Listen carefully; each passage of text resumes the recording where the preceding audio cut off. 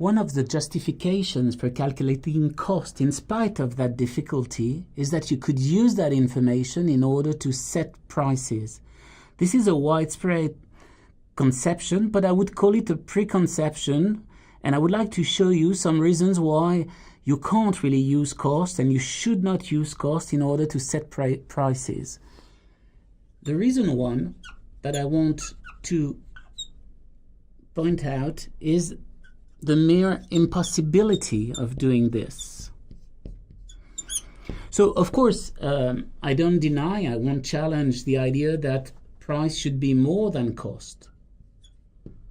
That price should be superior to your cost. That's obvious.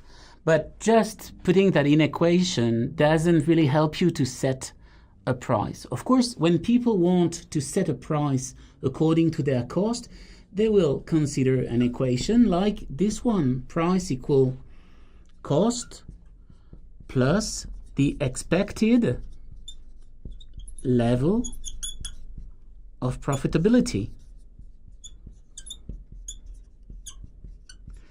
But then, what if there is no cost? What if the cost equals 0? First, let's try to consider a situation where the cost equals 0. There is one example which comes to my mind, which is related to the priority boarding. When you travel by plane, some companies, boarding like this, some companies let you buy an attribute which allows you a priority access on board.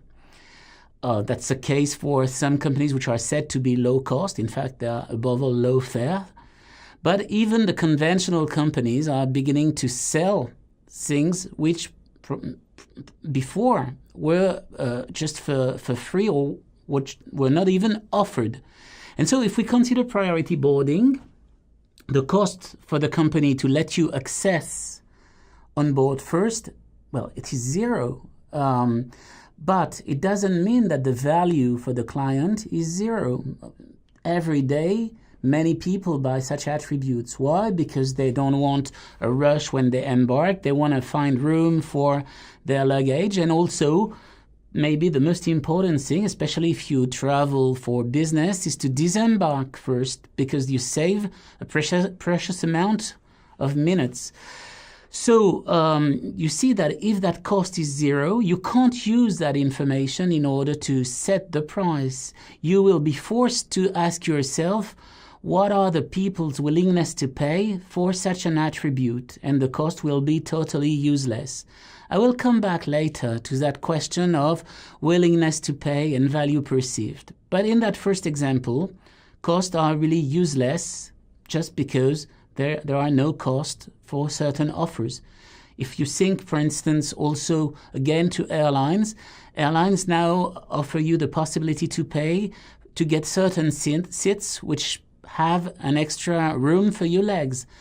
Again, it doesn't cost them anything to let you choose or to allocate you that seat rather than any conventional seat, but it has a value for you. Think about value, especially when there is no cost. That's my first point.